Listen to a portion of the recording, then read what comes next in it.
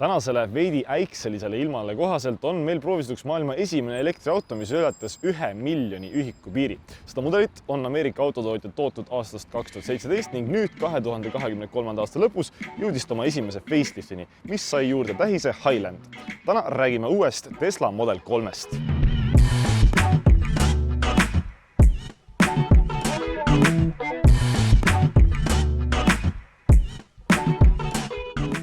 Model 3 puhul on tegemist siis Tesla kõige tavalisema ja väiksema elektriautoga ning tema konkurentideks on näiteks Kia EV6, Hyundai Ioniq 6, Audi Q4 e-tron ja Volvo EX30. Värskendusega on mudeli ninaosa saanud uued esituled, mis annavad talle palju sihvakama ja teravama pilgu. Külje liikudes 18 või 19-tollised valuväljad, sellel all 18-tollised suhteliselt aerodünaamilise ilmega. Küljelt muidu mudel jällegi väga voolujooneline ning maitsekus lisavad üksikud kerejooned, voolujoonelised ukselingid ning ka raamita küljeaknad. Tagaküljel on mudel saanud samuti uue kujuga tuled ning pagasiruumi keskelt on ära kadunud Tesla logo ning nüüd on siis Tesla nimi pikalt välja kirjutatud. Visuaalse omapärana pole Model 3 ka plekist katust, vaid kapoti ja pagasiruumi vahel laiuvad 3 klaaspaneeli. Pagasiruumi on Model 3 vapustavad 594 liitrit, kuid pagasi organiseerimiseks pole Tesla lisanud siia ei haake nurkadesse ega siis ka kotikonkse. Küll aga on meil 2 taskut äärtel ning ka omajagu ruumi siin põranda all. Samuti on ruumil ühe sedaani kohta küllalt avar ligipääs. Soovi korral saab esemed paigutada aga ka kapoti alla, kus 88-liitrine lisalaegas.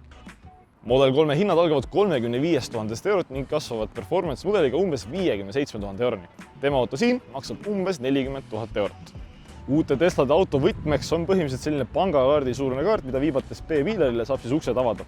Põhimõtteliselt saad aga auto siduda ka oma telefoniga ning siis, kui jõuad telefoniga auto vahetuslähedusse, teeb mudel uksed ise lahti. Nüüd aga lähemalt salongist.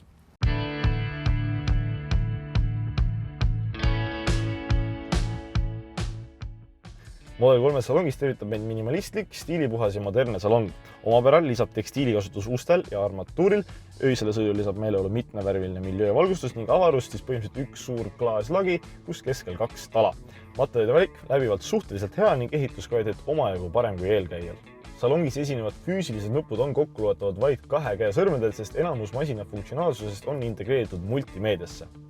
Riistvaraselt on tegemist siis 15,4-tollise ekraaniga, mis kenasti reisijate käeulatuses ning nähtavuses. Opereerib läbivalt väga kiirelt ja sujuvalt ning ekraan on ka väga terava pildiga.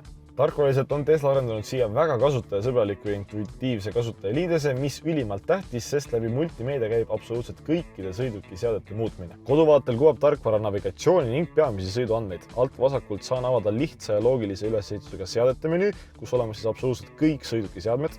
Meelelahutuse poolest on süsteem varustatud Spotify, Apple Musicu Tidaliga. Videoid saab vaadata näiteks Netflixist ja YouTube'ist, samuti saab siin mängida mänge, külastada veebibrauserid ning teha ka igasugust muud pulli. Kliimaseadetest on õhutemperatuuri reguleerimine ning istme soojenduse ja jahutuse aktiveerimine pidevalt leitavad ka ekraani alläärel olevalt kiirderibalt, kuid täpsemad seaded leiame siis eraldiseisvalt kliimamenüült. Peamised funktsioonid kõik äärtel ning keskel saab siis muuta ka õhuvoolu suunda. Loomulikult võib ekraaniga harjumine nõuda esialgu veidi aega, kuid kokkuvõttes on Tesla selle kasutajakogemuse ikkagi väga mugavaks arendanud. Mudeli värskendusega on 8-tollise ekraani saanud ka Model 3 tagumine istmerida, kus saab reguleerida kliimaseadeid, vaadata videoid ning mängida ka mänge. Helisüsteem pole Model 3-s nüüd küll otseselt midagi vapustavat, kuid koostöös madala mürataseme ning hea akustikaga pakub tegelikult igati dünaamilist ja kvaliteetset meediaesitust. Näidikutablood Model 3-l loomulikult rooli taga pole, vaid juht peab jälgima sõiduandmeid siis multimeedia ekraani vasakul äärel, kus põhimõtteliselt jälgimiseks vaid sõidukiirus ning valitud käik. Istmed on Model 3-s küll pigem jäikade polstritega, kuid mitte kuigi kaugele ulatuvate küljetugedega, mille tulemusel ei hoia nad nüüd reisijaid otseselt sportlikult hästi paigal, kuid pakuvad siiski mugavat ja toekat asendit igat kasvu reisijatele. Istmed on varustatud elektrilise reguleerimisega, mälufunktsiooniga ning 3-astmelise soojenduse ja jahutusega. Esemete hoiustamiseks on salongis väikesed ukselaskud, 2 telefoni juhtmeva laadimisega alus siin ekraani all, suurem laegas siin, 2 topsi hoidjad, pigem suur käetoolane laegas ning väike kindla laegas gaasrööri sees, mis avatav ainult läbi multimeedia või siis häälkäskusega. Teises reas on istmed tasapinnalised, samuti jäigad ning ka istme põhi põrandale nii palju lähemal, et minul 2-meetrisena on siis jalad suhteliselt suure tõusunurga all juba. Enda juhiasendi taga põhimõtteliselt mahuvad mul jalad ära, kuid kuigi palju liigutamisruumi pole, pearuumi mõne sentimeetri jagu ülegi. Laiuses mahutab Model 3 mugavalt 2 täiskasvanut. Rooli kohale saab Model 3 proportsionaalselt paraja läbimõõduga 3-kodalise, mis püsib kindlalt käte vahel, on meeldivatest materjalidest ning ergonoomilise kujuga. Nagu näha, siis rooli tagant me enam mingisuguseid kange ei leia, vaid kogu multifunktsionaalsus on toodud siis rooli esiküljele. Vasakult kodaralt leiame tulede nupud ning kuuli meediaesituse seadistamiseks ning paremalt poolt erinevad juhiabiliste nupud. Kõige rohkem harjumist vajavad rooli puhul aga suunatulede nupud, mis siis mõlemad vasakpoolsel kodaral.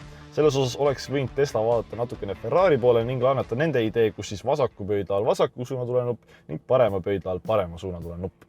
Rool on varustatud ka elektrilise reguleerimise ning soojendusega. Nüüd aga ekraanilt käik sisse ning räägime lähemalt sõidust.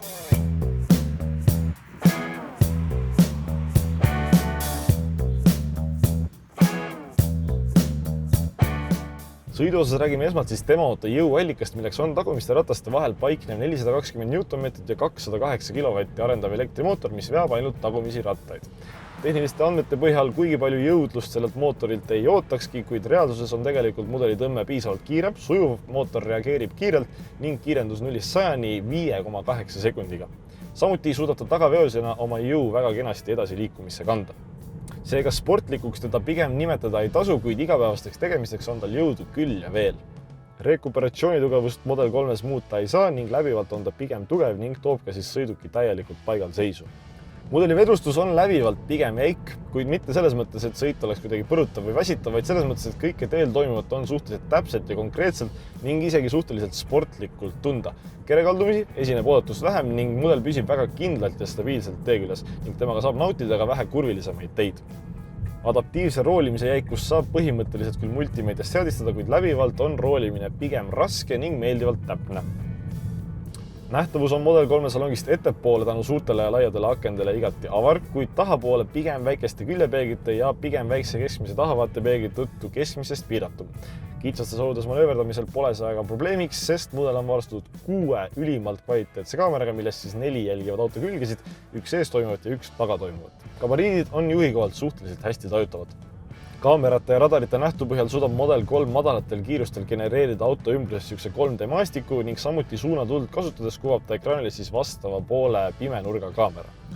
Ennist mainitud suunatulede nuppude lahendus rooli vasakul kodaral pole ristmikule otse lähenedes probleemiks, kuid näiteks olles ringteel, kui siis rool vasakule välja pööratud, võib olla esimestel kordadel veidi keeruline saada õigele suunatulele pihta.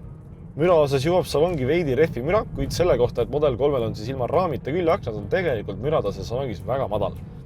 Juhiabiliste poolest on Model 3 teslalikult varustatud kõikide kaasaegsemate abilistega ning siis valikulise autostiiriga on ta põhimõtteliselt võimeline sõitma ka täielikult üksinda. Küll aga opereerib autostiir ainult sellel kiirusel, mida auto parasjagu siis liikluspiiranguks peab, ehk siis kui ta arvab, et 50 alas on näiteks 30 ala, siis kahjuks 50-ga ei ole võimalik autostiiri aktiveerida. Seega selline ta on. Kord maailma menukaim elektriauto olnud Tesla Model 3. Tänaseks on selle tiitli talt küll võtnud juba Tesla Model Y, kuid ausalt öeldes, kui mina peaks nende 2 auto vahel valima, valiksin just nimelt keretüübi tõttu sellesama Model 3. Kui tahad mudeli kohta lähemalt lugeda, leiad täispika loo teksti vormis ikka Autojaama kodulehelt.